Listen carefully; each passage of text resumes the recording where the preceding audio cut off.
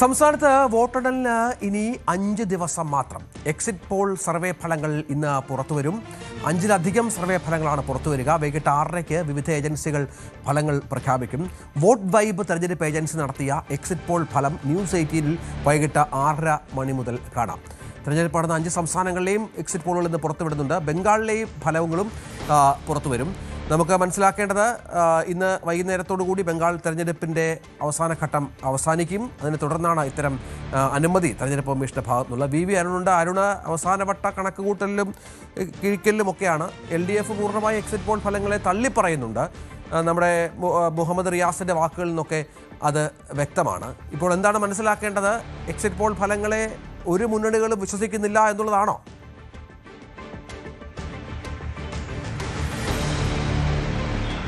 രഞ്ജിത്ത്, വോട്ടെടുപ്പിന് ശേഷം 20 ദിവസം കഴിയുന്നു. 20 ദിവസമാണ് എക്സിറ്റ് പോൾ ഫലങ്ങൾ പുറത്തുവരുന്നത്. ഇനി 5 ദിവസം കൂടി കാത്തിരുന്നാൽ യഥാർത്ഥ ഫലവും വരും.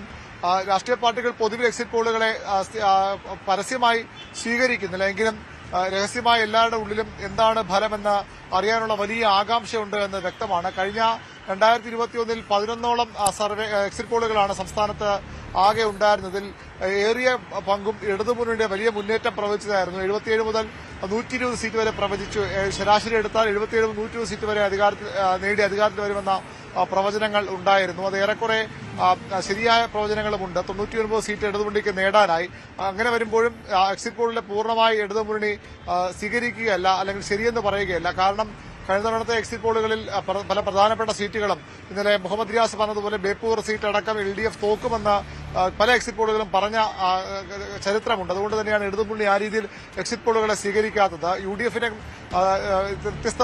വ്യത്യസ്തമായ അനുഭവം എക്സിറ്റ് പോളുകളുടെ കാര്യത്തിൽ 2011-ൽ വളരെ ശക്തമായ മത്സരം പ്രവചിച്ചു. UDF അധികാരത്തിൽ വരുമെന്നും ഇല്ലെന്നും പറഞ്ഞ എക്സിറ്റ് പോളുകളുണ്ട്. 2015-ൽ അവർ അധികാരത്തിൽ വന്നു. 16-ലും 21-ലും ഇടതുമുന്നണി അധികാരത്തിൽ വന്നു. ഇത്തവണ എക്സിറ്റ് പോളുകളൊന്നും കാര്യമല്ല, എന്തായാലും അധികാരത്തിൽ വരുന്നത് വലിയ ഭൂരിപക്ഷത്തിൽ അധികാരത്തിൽ വരുമെന്നാണ് കോൺഗ്രസ് നേതാക്കൾ പരസ്യമായി പറയുന്നത്. പക്ഷേ അവർക്കും ചില ആശങ്കകളുണ്ട്. എങ്ങനെ പോയാലും 75-80 സീറ്റോളം ലഭിക്കും, മിനിമം അത്രയും ലഭിക്കുമെന്ന പ്രതീക്ഷ കോൺഗ്രസിനുണ്ട്. ഇടതുമുന്നണിയാകട്ടെ 75 സീറ്റെങ്കിലും നേടി അധികാരത്തുറച്ചുണ്ടാകുമെന്ന് വലിയ ആത്മവിശ്വാസത്തിലുമാണ്. ആത്മവിശ്വാസത്തിൽ ഏറ്റവും അധികം മുന്നിൽ നിൽക്കുന്ന മുഖ്യമന്ത്രി പിണറായി വിജയനാണ്. മറ്റു നേതാക്കളൊന്നും അത്ര ശക്തമായത് പറയുന്നില്ലെങ്കിലും പിണറായി തീർത്തും ആത്മവിശ്വാസത്തിലാണ്. ഭരണത്തുറച്ച ഉണ്ടാകുമെന്ന് അദ്ദേഹം ഉറപ്പിക്കുന്നു.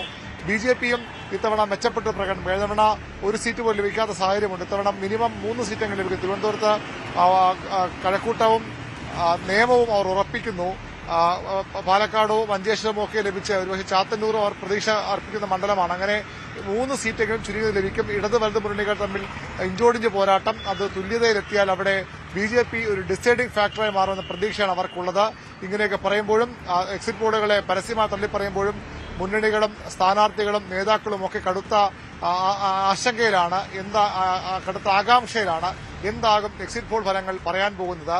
പ്രീപോൾ സർവേകളേക്കാൾ കുറച്ചുകൂടി ആക്യുറസി, കൃത്യത എക്സിറ്റ് പോളുകൾക്ക് ഉണ്ടാകാറുണ്ട്. അതുതന്നെയാണ് രാഷ്ട്രീയ പാർട്ടികൾ വളരെ ആകാംക്ഷയോടുകൂടി എക്സിറ്റ് പോളുകളെ കാത്തിരിക്കാനുള്ള കാരണം. ശരി, വി അരുൺ വിവരങ്ങൾ പങ്കുവച്ചു. കൂടുതൽ വാർത്തകൾക്ക് news 18 Keralam YouTube channel subscribe ചെയ്യുക.